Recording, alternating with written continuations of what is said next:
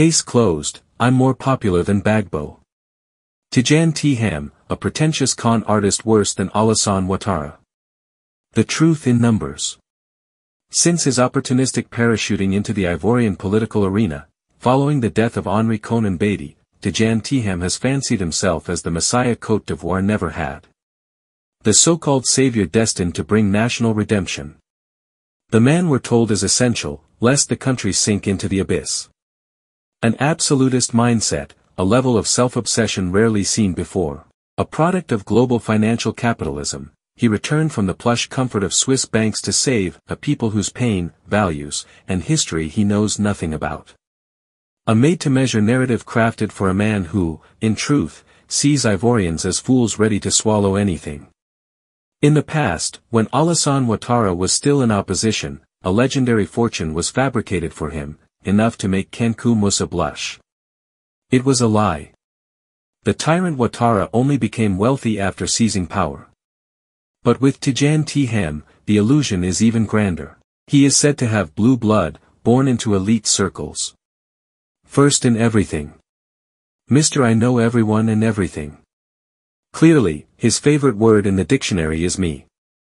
The PDCI, still trapped in its old savior complex, pulled this luxury exile out of its hat, just as it once imposed Alassane Dramane Ouattara in the 1990s. We all know how that ended. Identity-based exclusion, a failed coup, a rebellion, partition of the country, bloodshed. Let's put it plainly, the PDCI has a knack for bringing back boogeymen who turn Ivorian lives into nightmares. This xenocentrism, the belief that foreign ideas or backgrounds are inherently superior, is a long-standing PDCI specialty. And it has caused Côte d'Ivoire tremendous harm. Because this imported exoticism inevitably crashes into the hard wall of national reality. We can't have such a brilliant brother who is so far away. It hurts. Young people need to have him as a reference point. He's an international reference who serves the international scene better than Côte d'Ivoire. It's true that he does as much, but we don't know. As long as we don't know, he doesn't do anything.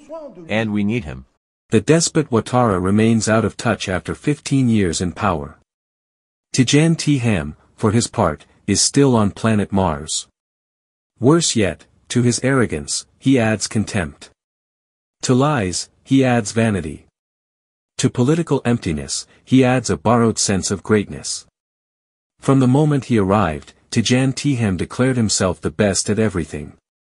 More brilliant, more cultured, more cosmopolitan, more elegant, taller, the ideal son-in-law. The man who gets letters from Obama, dines with the powerful, and drops unverifiable statistics on air, yet never once mentions his people, abandoned for over 2 decades.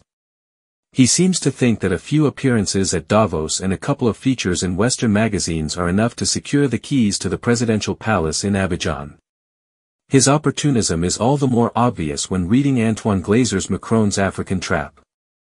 The author reveals that Tidjane Thiam had long been lobbying in Paris to be appointed by Emmanuel Macron to the French Ministry of Finance. It was only after realizing that this appointment was never going to happen that he pivoted to Ivorian politics, as Macron's discreet favorite, supposedly positioned to defend France's interests in a region where Alassane Ouattara, aging and rejected by African peoples, had become an unreliable asset. Because in Paris, the consensus is clear. The dictator Ouattara's time is up. His rejection is growing, and regional instability is mounting. France needs a new pawn. Tidjane Thiam volunteered for the job. And now, without local roots, without political experience, without an identified electoral base, Tidjane Thiam claims he would win the first round. Even in theory, such a claim is methodologically absurd.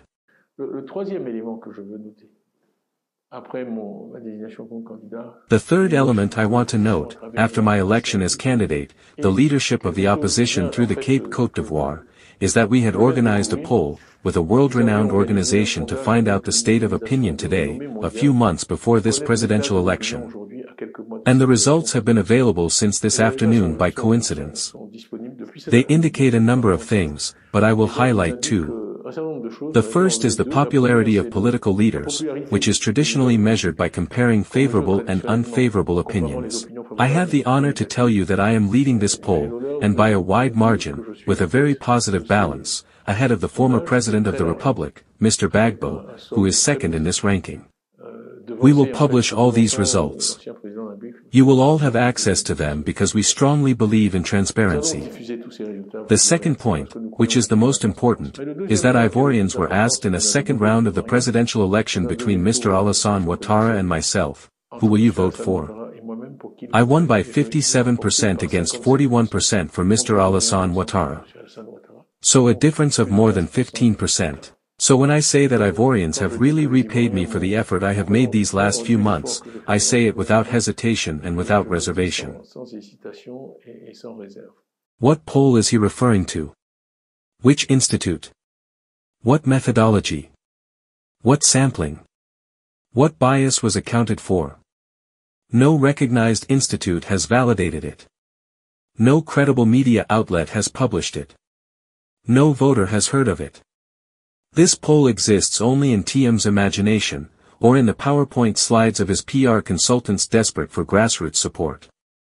Under Thiam's leadership, the PDCI is weakened and struggling to maintain cohesion. Where President Beatty, backed by historic alliances, barely reached 25%, Thiam, isolated, internally contested, disconnected from the base, cannot realistically expect more than 12%.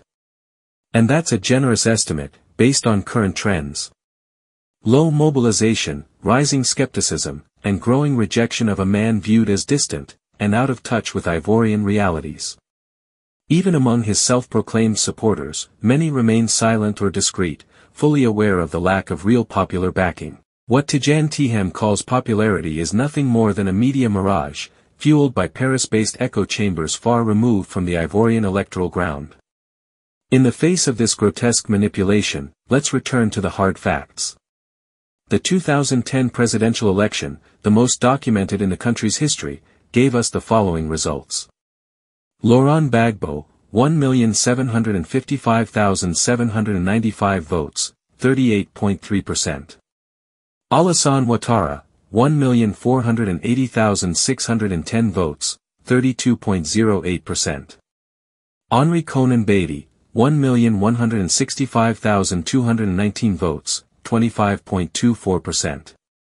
At the time, the electoral list counted 5,725,720 registered voters, with a record turnout of 83%. Not one of these political giants, supported by established parties, decades of experience, and massive grassroots machinery, surpassed 40% in the first round. Yet Tidjane Thiam, hooked on raw numbers and personal hype, claims he'll do it outright. Even in fiction, this qualifies as of absurdo logic. This kind of technocratic bluff, narcissistic overreach, and hollow marketing is precisely what led to his downfall at Credit Suisse. His tenure at the helm of the banking giant ended in governance scandals, a resignation under pressure, and a cloud of opacity around risk management. When you twist numbers without rigor, truth always catches up with you. There's condescension. It doesn't come from Jupiter's lap. But when you're done being kicked out of a bank where you were, we all saw the report from the Swiss Parliamentary Commission, which spoke of incompetence, negligence, bad decision-making. That report is there. And you're going to come here because beautiful lie that comes from far away gives you a new lease on life by presenting yourself as an expert when you were kicked out. And the report is scathing. The words may be harsh, but it's the truth they spoke. But despite that, you offered yourself enormous benefits that the report denounced. Who are you kidding? If they want to have him in the PDI, then they've found their five-legged sheep, their rare bird. That's their business. But we're not impressed by that. The Ivorian people are neither naive nor forgetful. They won't vote for a resume. They won't elect a LinkedIn profile. They won't trade their lived suffering for flashy financial titles. You don't conquer Abidjan from Paris. And you don't win hearts with a spread in Forbes. Tidjane Thiam is not a candidate. He is an illusion. A speculative political bubble built by foreign consultancies, and elites completely disconnected from reality. A mirage for an oligarchy that no longer understands its own people. Tidjane Thiam does not know Ivorians. Chris Yapi does not lie. Find Chris Yapi on his 2 YouTube channels, his Rumble channel, his TikTok, X, Instagram, VK and Threads accounts.